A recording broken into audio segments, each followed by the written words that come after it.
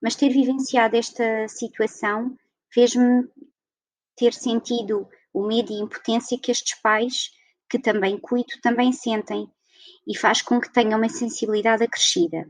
Por outro lado, compreendo melhor o impacto que tudo isto poderá ter na mulher, no casal e mesmo na família, e numa fase posterior, como é levar um bebê com necessidades especiais para casa. Bem-vindo ao Atlas Lipcast, o ponto de encontro dos amigos do Lip. É aqui no Atlas Lipcast onde falamos sobre fenda labiopalatina de uma forma tão simples e descomplicada que, além de entender, tu poderás participar. Basta enviares uma crítica, uma dúvida ou uma sugestão de um tema que o Lip irá incluir num dos próximos episódios. Por isso, fica ligado. O episódio de hoje é enfermagem em fendas ou fissuras labiopalatinas, por dentro e por fora. Meu nome é Rony Furfur e eu sou médico dentista.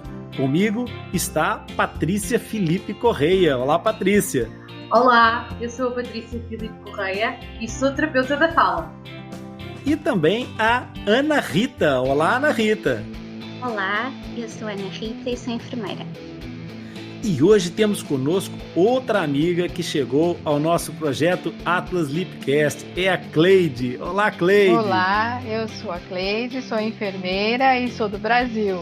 Tratamos fenda labiopalatina há muitos anos numa equipe multidisciplinar e é esta experiência que vamos partilhar neste Atlas.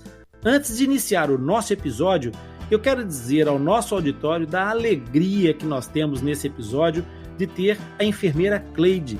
Ela trabalha num dos hospitais mais importantes do mundo, onde se trata fendas labiopalatinas, o HRAC, em São Paulo, no Brasil. São quantos anos dedicada a essa paixão das fissuras, Cleide? Já são 35 anos onde eu comecei vendo os pacientes com fissura labiopalatina e outras anomalias, e vivendo essa experiência no meu dia a dia. Foi uma paixão que foi crescendo e dedicada a prestar assistência a esses pacientes e contribuir assim, de modo efetivo na reabilitação desses bebês e também de pacientes adultos. Enfim, no seio, a gente ajuda esses pacientes a serem reintegrados no seio familiar, no contexto do trabalho, e a nossa maior recompensa é ter o sorriso encantador que eles nos presenteiam depois da reabilitação. Enquanto eu pensava nessas diversas abordagens, Cleide, desse episódio, eu tive um insight e que eu gostaria de trazer para a nossa consciência e partilhar contigo aí que nos ouves. O Atlas Lipcast é uma causa. É um sonho que me move todos os dias desde que ele foi concebido. O grande propósito desta causa é proporcionar saúde através da nossa intervenção. E essa intervenção é aquilo que se pretende ser tão eficaz como eficiente. Ora, essa abordagem sistêmica, global, holística, abrangente, transforma toda essa amálgama de profissionais, de cuidadores e pacientes numa grande família. Pensando nesse conceito de família, veio de repente a imagem de que a medicina e a enfermagem são a parentalidade do processo terapêutico, um casamento perfeito, onde a imagem da maternidade assenta como uma luva à enfermagem. Eu explico. A medicina trata, a enfermagem cuida. Por não conseguir ver a família segregada, eu não concebo um tratamento sem cuidado. O que vocês duas, Cleide e Ana Rita, acham dessa metáfora? Vocês se sentem maternalmente ligadas aos pacientes? Sentem-se cuidadoras? Bom, eu acredito que sim, Pois o cuidar de um bebê, nós nos sentimos parte desse cuidado junto com a mãe.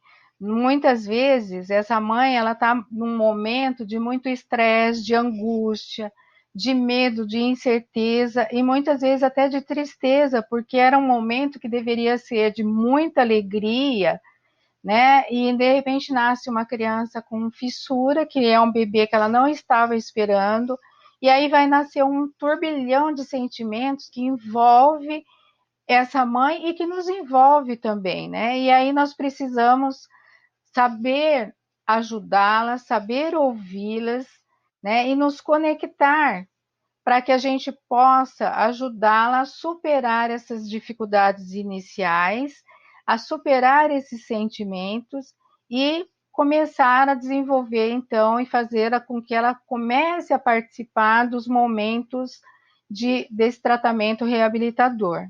Então, não existe um cuidado sem acolher, sem ouvir, sem assistir. O paciente nosso, ele vem de diferentes localidades, e esse tratamento, ele é longo, ele vai exigir diversas vindas ao hospital, e isso possibilita, né, que nós nos tornamos parte da vida desse paciente nesses momentos dessas vindas, porque ele vem sozinho, vem ele mais um acompanhante. O contexto familiar não acompanha esse paciente. E nós, nesse momento, tentamos suprir um pouco essa necessidade, né, fazendo esse aporte entre esse cuidador, que nós chamamos de cuidador, a mãe, para ajudá-los a superar esse período em que ele fica com a gente aí, que pode ser 48 horas, uma semana. Então, nós acolhemos esse paciente e ajudamos ele a superar esse momento tão difícil. Eu gostei bastante dessa metáfora, é bastante ilustrativa. Eu tenho o privilégio de trabalhar numa unidade em que este casamento até é bastante moderno entre a medicina e a enfermagem. Existe uma excelente cooperação entre o casal, se assim posso dizer, em que os médicos não têm uma abordagem que se resume ao tratar, e nós enfermeiros cuidamos com enorme rigor científico e técnico que uma unidade de cuidados intensivos necessariamente exige. E sem dúvida que me sinto cuidadora, diria mesmo maternal. Talvez por trabalhar com bebés no início do ciclo de vida, ou pela minha experiência enquanto mãe, também proporcionar a maior empatia com as famílias que cuido, mas sim, sinto-me muito cuidadora. Se o cuidado hospitalar gera essas emoções referidas pela Cleide numa unidade neonatal, numa maternidade, esse sentimento de proximidade com mães e bebês deve ser muito mais intenso, Rita. O que mais te fascina nessa vivência diária dentro de uma maternidade? Bom, para contextualizar as pessoas que nos ouvem, eu trabalho numa maternidade, como referiste, na maternidade Dr. Alfredo da Costa, em cuidados intensivos e intermédios neonatais. E sem dúvida que cuidar destes bebés e famílias é muito intenso. Para quem não sabe, na neonatologia, cuidamos de bebés muito vulneráveis, a grande maioria prematuros, ou seja, que nascem antes das 37 semanas de gestação, de gravidez, ou bebés que, apesar de nascerem no tempo certo, previsto, apresentam dificuldades na adaptação à vida extrauterina, estão doentes ou são portadores de malformações congénitas. Estes bebés necessitam de cuidados emergentes e de estabilização até terem condições para irem para casa com a sua família, o que pode levar dias ou meses. Para além de toda a adrenalina e de toda a parafernália de equipamentos, medicação e técnicas que temos que dominar, também vivemos momentos muito emotivos numa unidade de cuidados neonatais. Estes bebés, na maioria dos casos, estão separados da mãe ao nascimento.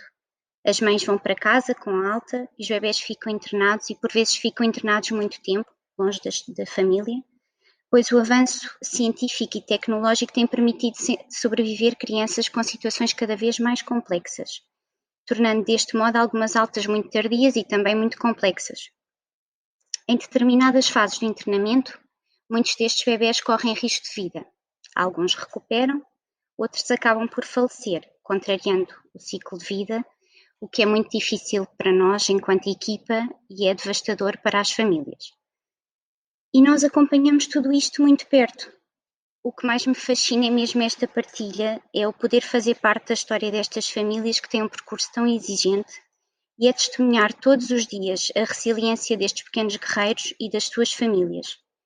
É o colocar pela primeira vez o bebê ao colo de uma mãe ou de um pai, ou a última, ajudando os pais a despedirem-se do seu bebê e a dar reconhecimento à sua existência, por mais breve que ela tenha sido. É ver estes guerreiros crescerem, ou ver os pais dos que partiram visitarem-nos ou escreverem-nos com a mesma gratidão. É isto. Muito bem. É muito bonito a tua referência e a forma lindamente emotiva com que tu referes a todo o teu trabalho. É comovente perceber essa paixão na tua voz. O Atlas Deepcast é muito grato por te ter na equipa. O nosso tema é enfermagem por dentro e por fora. Isto é, vamos poder ouvir os dois lados da história, como nós já percebemos aqui, já que a nossa enfermeira Ana Rita, além da sua visão profissional, é a Rita, mãe de uma criança portadora de fenda lábio-palatina, no caso de uma fenda palatina exclusivamente. A Leonor nasceu com uma fenda exclusivamente palatina. Ana, Rita, acha que esse encontro mãe-enfermeira... Tu achas que esse encontro mãe e enfermeira tornou as coisas mais difíceis ou mais fáceis? É verdade, a minha história é um pouco particular, pois sou enfermeira de bebés vulneráveis e também sou mãe de uma menina que nasceu com fenda do palato, como o Dr. Rony já disse, que se enquadrava na sequência de Pierre-Robin. A sequência de Pierre-Robin é uma situação um pouco mais complexa, mas vamos ter um episódio exclusivo para falar sobre esse tema. Como é que eu vivi isto tudo e como foi este encontro, então, mãe e enfermeira? Este encontro foi quase imediato. Nós não tínhamos diagnóstico pré-natal e também não soubemos logo no momento do parto. E fui eu que no dia seguinte, já com o treino de trabalhar nesta área, identifiquei a fenda pela primeira vez. Comecei logo a ser mãe e enfermeira naquele momento, pois para além do meu sofrimento enquanto mãe, também fui transmissora da má notícia e nós, da área da saúde, sabemos como isto é tão pesado. Eu fui transmissora da má notícia para as pessoas que eu amava, para o meu marido, para a minha mãe, para o meu pai, e não foi fácil. Para além disso, é tão duro quando após um parto, que foi longo, que foi duro, era a minha primeira bebê, o bebê nos é retirado do colo. O não estar na barriga, mas também não estar no colo, deixa um vazio indescritível e é muito confuso para qualquer mãe. Depois, constatar que a minha filha era um bocadinho diferente daquilo que eu tinha idealizado, não é? Do padrão que qualquer mãe deseja. O mundo parecia querer desabar à minha volta e todos os projetos que eu tinha, estava até inclusivamente fora de Portugal, pareciam estarem a ser roubados de imediato. Por um lado, ter algum conhecimento sobre a situação também fez com que temesse o pior. Eu conhecia o melhor e o pior cenário de cada situação, eu conhecia o risco de cada procedimento, inclusive eu lembro-me de perguntar ao meu marido, que a pôde ir visitar primeiro, ela estava em bilevel, visto que pressões é que tinha, porque sei os riscos de um pneumotórax, de uma má adaptação.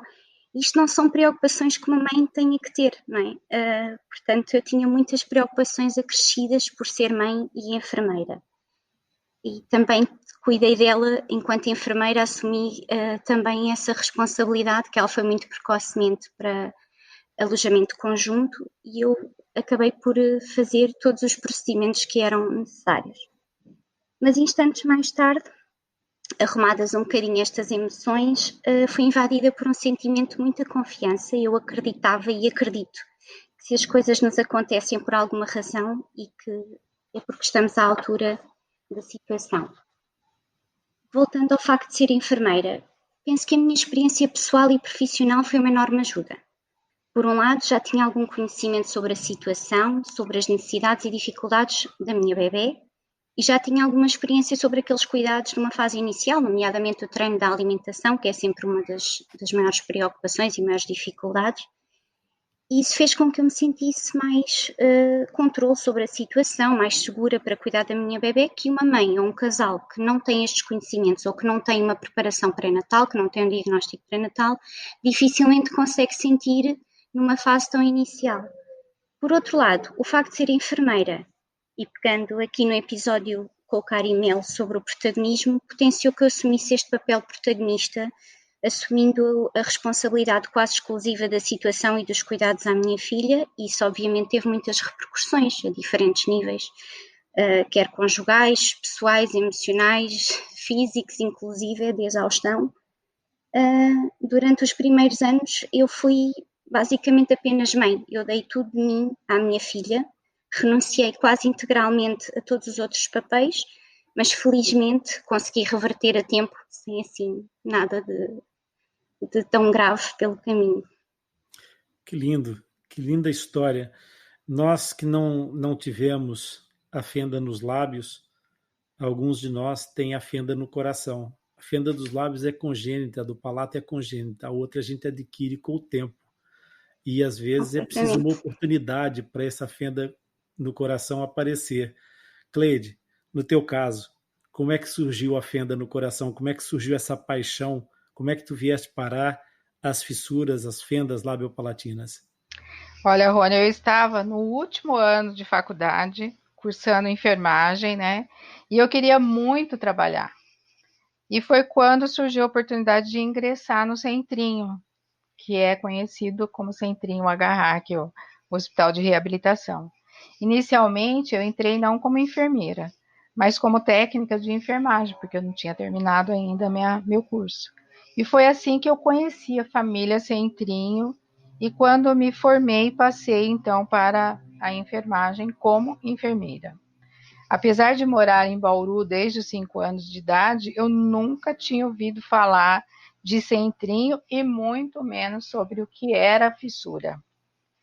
Lembro que eu iniciei a minha jornada no Centrinho poucos dias antes do Natal e chorei muito por alegria de estar começando a trabalhar, mas ao mesmo tempo com algum misto de revolta por ver aqueles pacientes fissurados.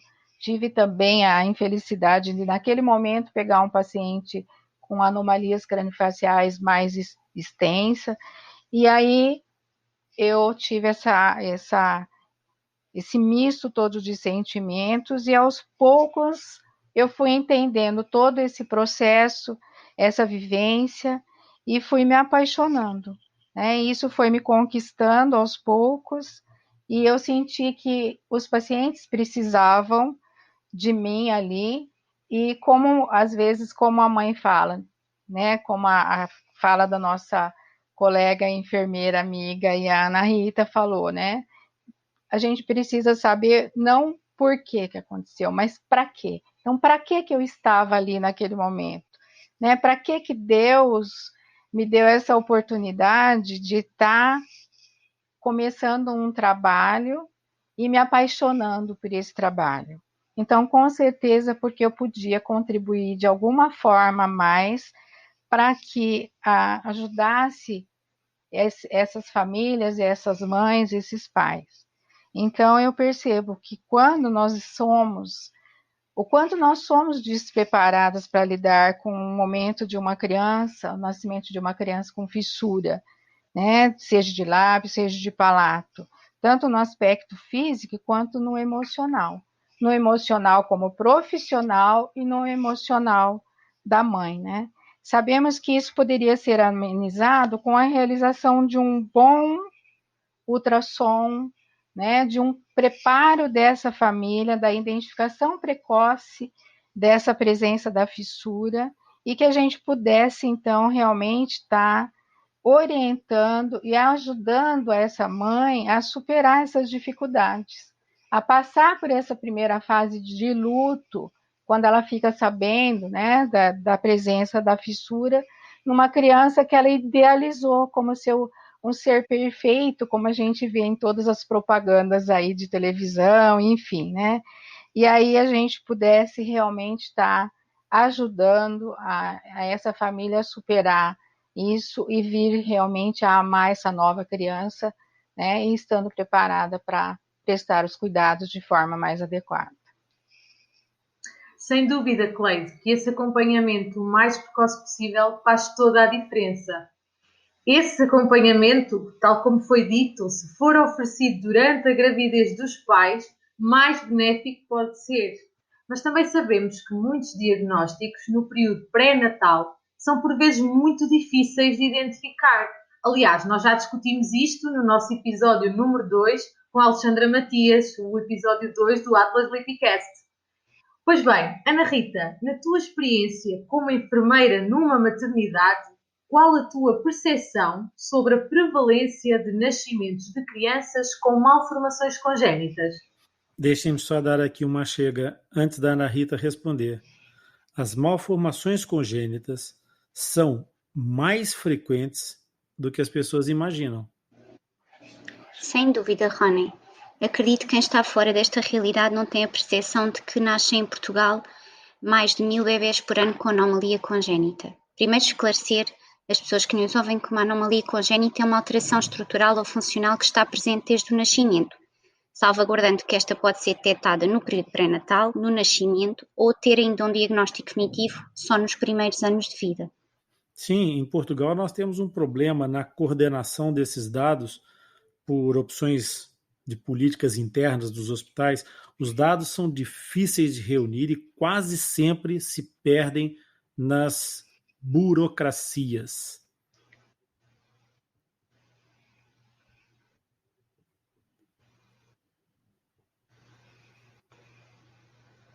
Sou eu? És tu, Cleide? Sim, ainda? Sim, Rony, é verdade. A malformação ela é considerada uma das malformações mais frequentes, né, que é a de face de pescoço, e a cada 1000 nascimentos vivo, uma criança é acometida da fissura de lábio e palato, né? E no Brasil a gente tem uma referência de a cada 650 nascimentos, uma criança nasce com a presença da fissura. E nós sabemos que a presença da fissura, principalmente de lábio, apesar dela ser frequente, ela também é muito traumatizante, tanto para a família quanto para a população em geral, né? Exatamente.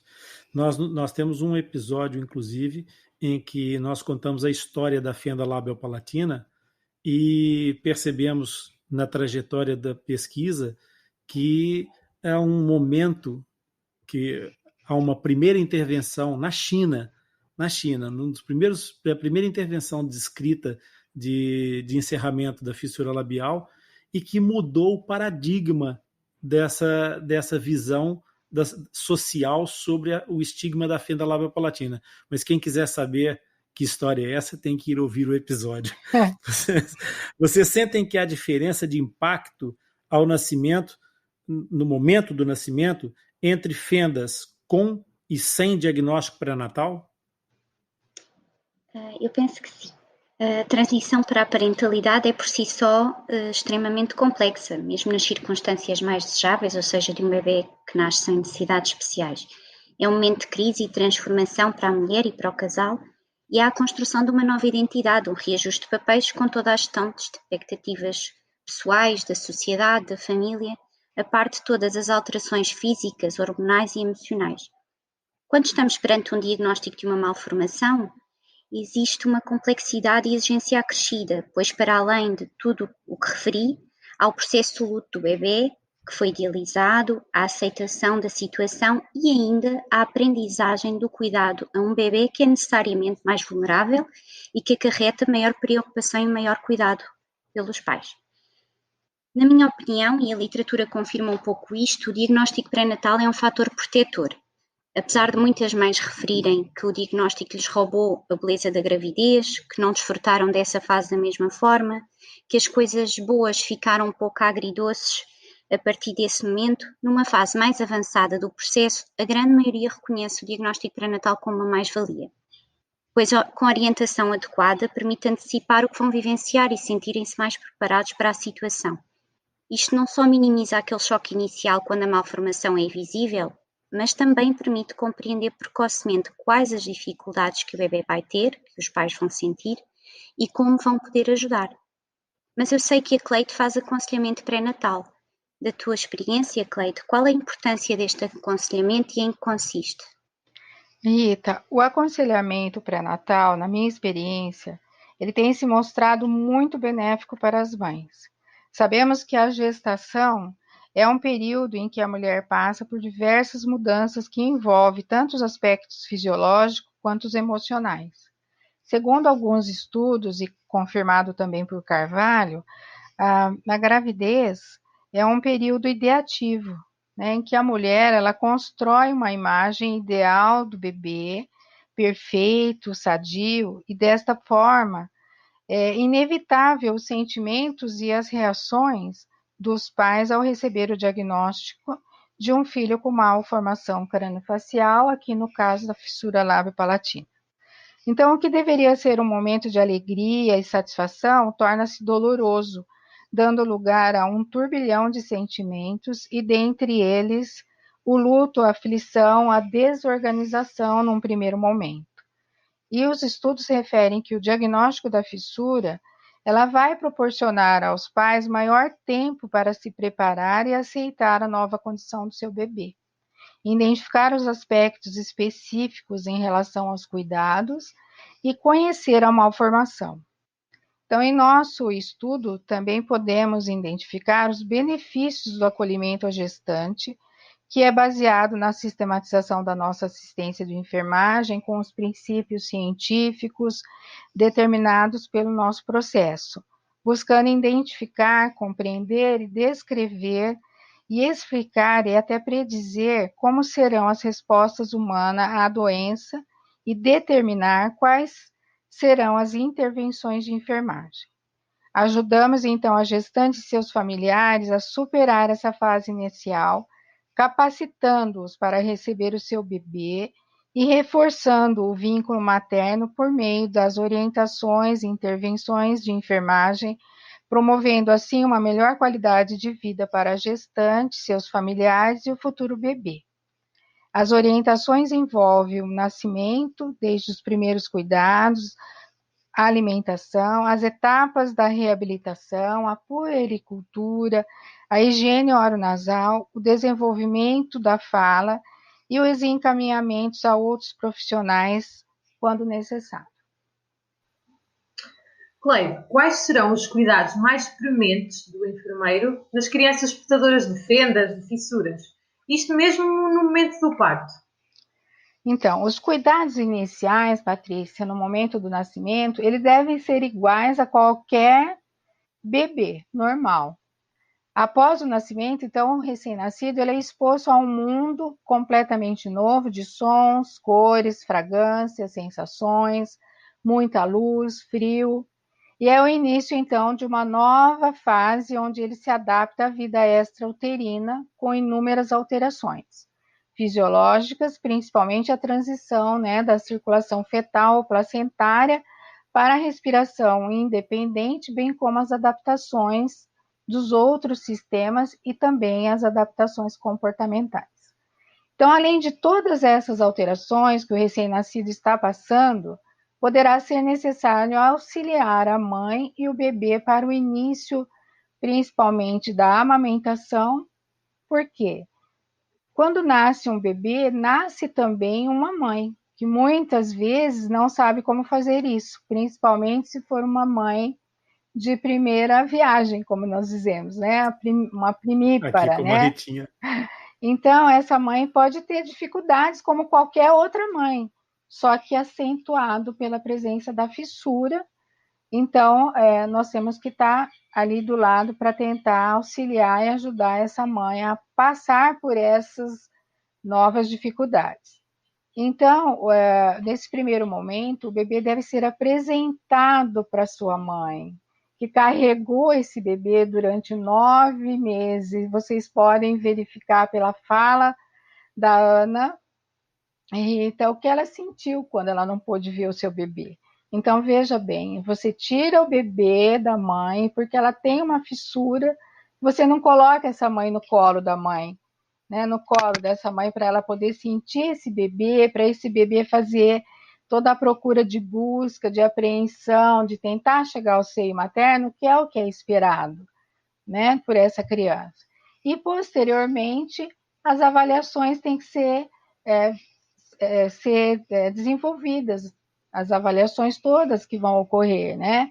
Com relação a se essa criança vai conseguir mamar, se ela está fazendo ou tendo o processo de busca e apreensão, que é a pega do bico materno, e posteriormente a verificação também do aspecto dessa mama, né? Como que é essa mama? Essa mama tem o bico do seio, que favorece a amamentação, que vai contribuir para essa amamentação mais efetiva, né? Está tendo muito engurgitamento, está descendo muito leite, então a criança tem todas as avaliações normais acrescida das avaliações específicas com relação à amamentação.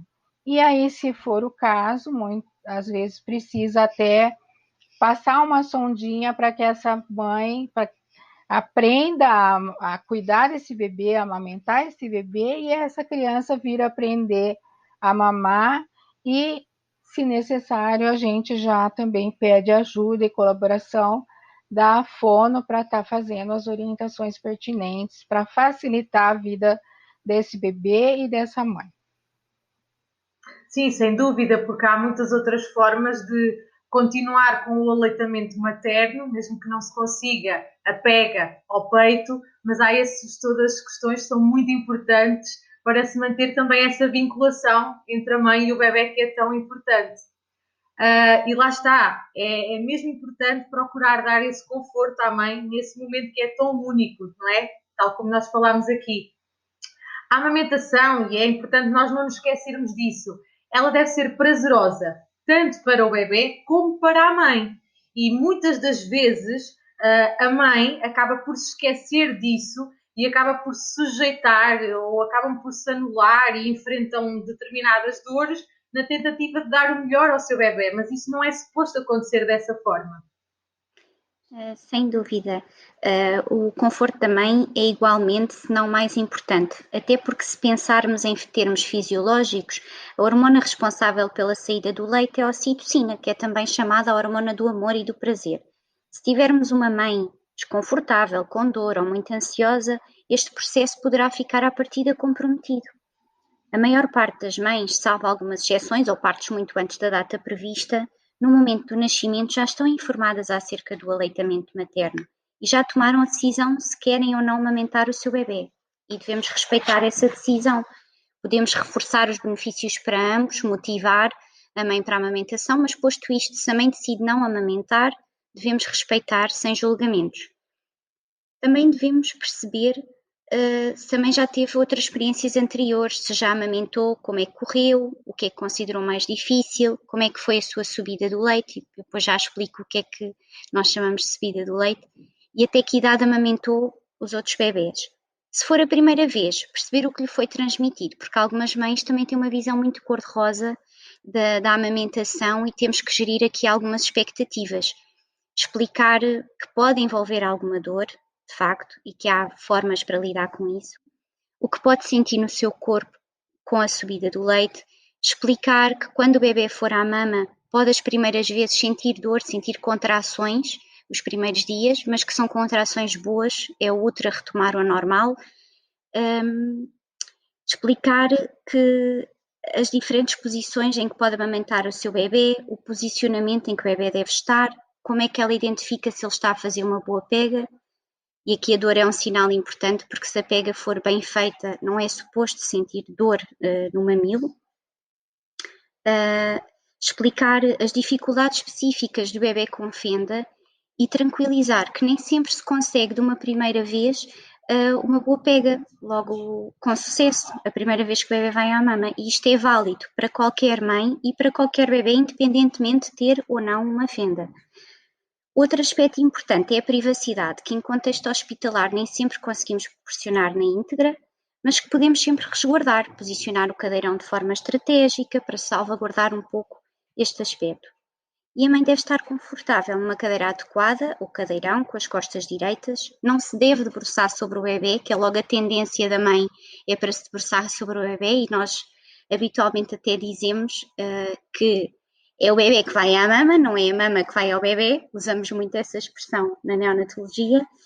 E se facilitar, oferecer uma almofada de amamentação para facilitar o posicionamento. os pés devem estar apoiados e, se necessário, usar um apoio de pés, se a mãe for baixinha, como é o meu caso, não é? E que não chegava facilmente com os pés ao chão e muitas vezes tinha que recorrer àqueles banquinhos para estar confortável. Deve-se pedir sempre licença antes de tocar no seio materno e manipular com delicadeza.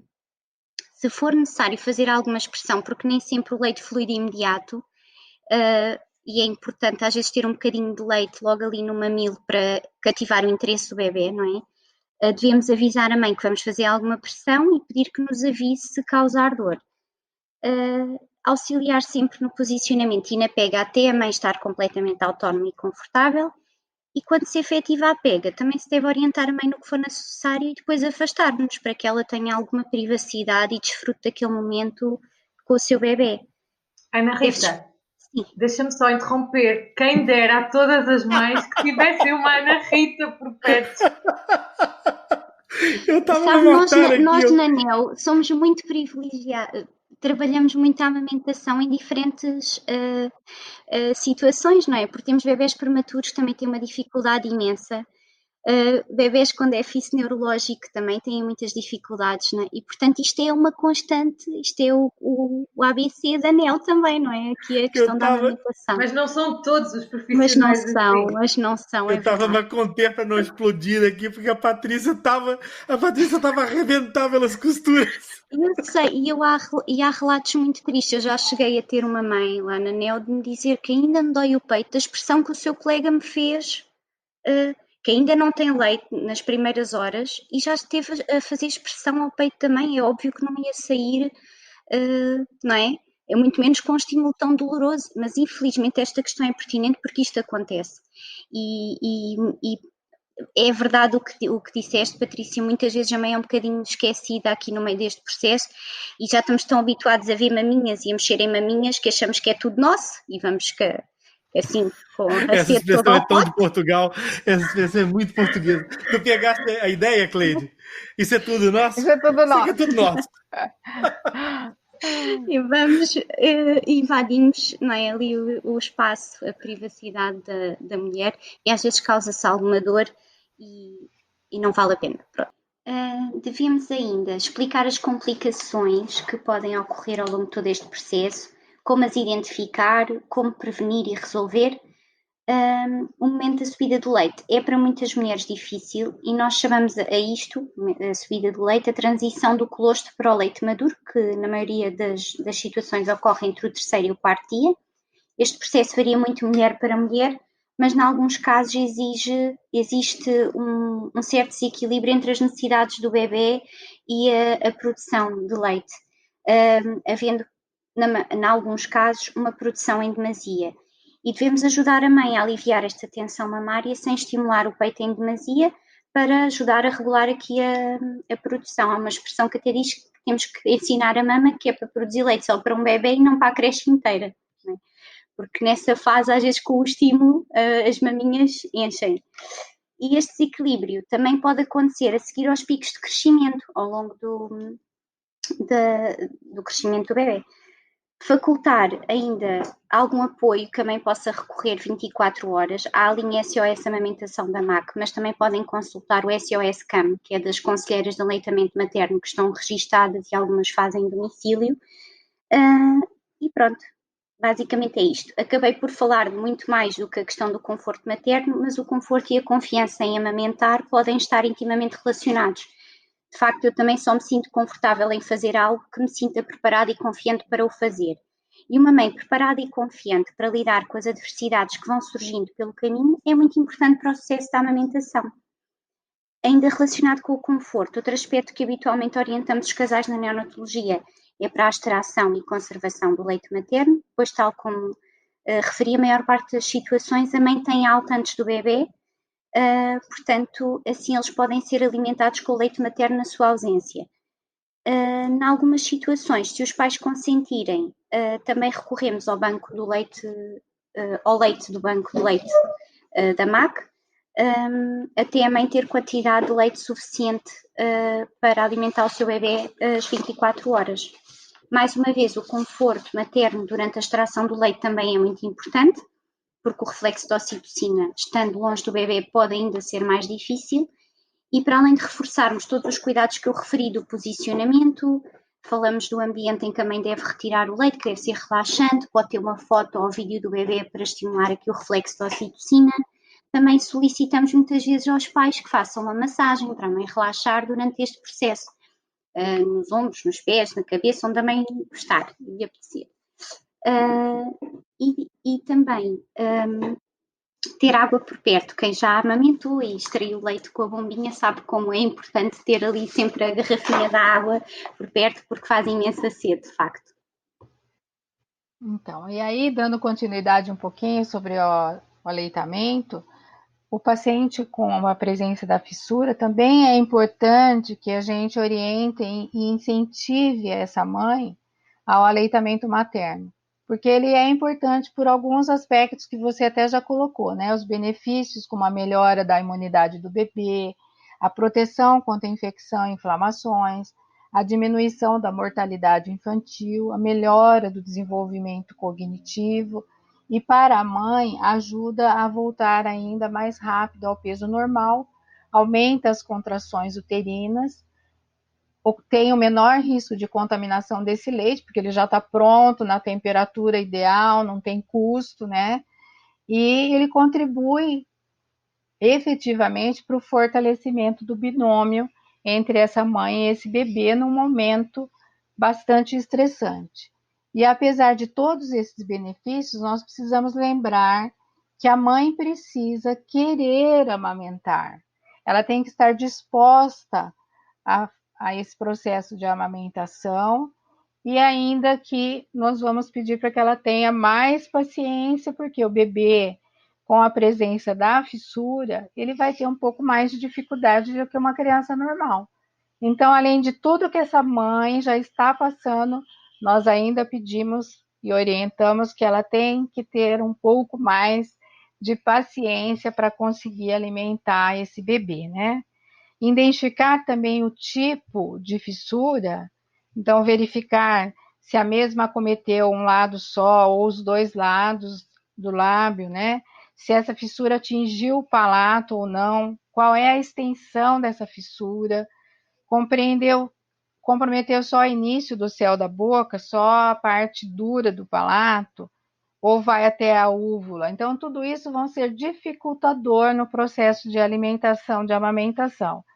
E essas avaliações, elas vão ser determinantes para o processo de amamentação ao seio materno.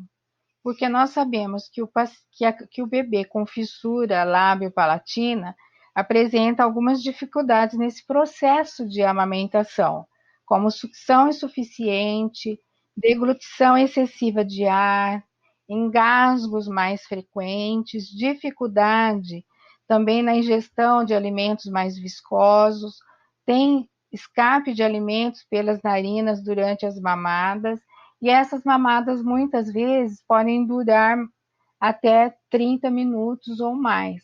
Então, tudo isso são dificultadores no processo de amamentação. Um fator importante que a Ana Rita colocou é a posição dessa criança mamar. Então, principalmente se ela for mamar ao seio, é o bebê que vai escolher qual é a posição mais adequada. Nem sempre vai ser a posição tradicional, né? Às vezes a criança vai mamar de cavalinho, de frente para o seio materno, ou com as perninhas invertidas, né, na mão, para poder ter mais conforto na hora de amamentar, né? E nunca colocar essa criança para amamentar na horizontal. Então, às vezes, a mãe deitar sobre o bebê, porque essa criança tem uma possibilidade muito maior desse leite refluir para a trompa auditiva e ela começar a ter otite de repetição e também ter além favorecer os engasgos, a regurgitação desse leite. Então, tudo isso tem que ser orientado, explicado para essa mãe, para que ela possa realmente tentar fazer uma mamada efetiva para esse bebê, mantendo a qualidade e o vínculo afetivo. É isso mesmo, Cleide. E nós também já temos um episódio que fala exclusivamente de todas estas questões da amamentação nos casos das fendas. Pois bem, Cleide, no centrinho, as terapeutas da fala, as fonoaudiólogas, costumam acompanhar estas mães e estes bebés desde logo? Sim, com certeza. A atuação da fono, que nós chamamos de fono, né? Vocês chamam de terapia, né? De fono, de fala, elas acompanham, sim. A gente faz a avaliação sempre que esse bebê chega. Uma das primeiras solicitações de avaliação pelo pediatra é a avaliação de fono para ver como que está esse processo de amamentação desse nenê, se ele vai conseguir fazer uma amamentação ao seio, ou se vai ter que ser na mamadeira, se esse leite que vai ser colocado na mamadeira vai ter que ser mais espesso, menos espesso, ou vai ser líquido mesmo. Então, elas fazem um acompanhamento, sim, né? E ela dá todo o apoio, suporte e o acolhimento para essa mãe, e o preparo e o treinamento junto com a equipe de enfermagem. Pois bem, Ana Rita, e cá em Portugal, como é que é a realidade?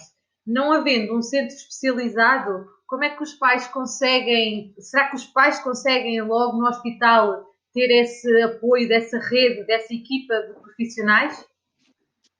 Infelizmente, nem todos os hospitais isso se verifica. Na MAC, de momento, não temos terapeuta da fala efetiva, são as terapeutas do Hospital Dona Estefânia que nos dão suporte 3 vezes por semana, mas existe tentativa de dar alguma continuidade, ou seja, é a mesma terapeuta que vem durante umas temporadas. Já nutricionista, psicóloga, assistente social e fisioterapeuta temos efetivos na MAC e encaminhamos sempre que se justifique. O Atlas Lipicast também desenvolve consultas multidisciplinares gratuitas, que também permite uma avaliação e orientação multidisciplinar. De facto. Essas consultas do grupo multidisciplinar Atlas, elas são recorrentes, Ana, e elas também são sistematizadas, são sistemáticas. Elas seguem um protocolo de acompanhamento onde a avaliação do desenvolvimento das diversas áreas é reunido e observado em simultâneo, para que se possa dar a orientação aos pais e, além disso, indicações aos profissionais externos que seguem esses fissurados, independente da sua área geográfica de residência, mas sempre em estreita sintonia e em contato conosco. Esse modelo, ele nos permite transformar o grupo multidisciplinar Atlas numa equipa extensível. Estás a gostar da nossa conversa? Eu também. Mas o tema é tão importante e tão vasto que ficava um episódio gigante. Por isso eu tenho a certeza que tu gostarás de saber que nós vamos continuar essa conversa no nosso próximo episódio. O quê? 1 mês à espera? Claro que não. Se o número de downloads desse episódio ultrapassar os 100 em menos de 7 dias, a continuação será publicada em antecipação no próximo domingo. Um Atlas Lipcast extra para que esta conversa não pare. Agora é contigo. Partilha, convida os teus amigos para ouvir e aprender sobre esse tema. Assim, tu não precisarás esperar 1 mês para saber o que rolou nessa conversa. Já te tornaste um mapa? Quantos amigos já trouxeste para esse projeto? Se tu gostas do nosso podcast, da nossa mensagem, então subscreve o Atlas Lipcast e ativa as notificações. Assim, sempre que houver um novo episódio, tu serás o primeiro a saber. E partilha os episódios. Mas se tu queres mais, nós temos uma surpresa para ti. Para continuar a viabilizar a continuidade e o crescimento do projeto Atlas, nós também estamos a criar uma loja online. Esse projeto está a criar uma tribo, uma comunidade. Na nossa loja online, tu vais encontrar alguns artigos especiais para estarmos sempre por perto.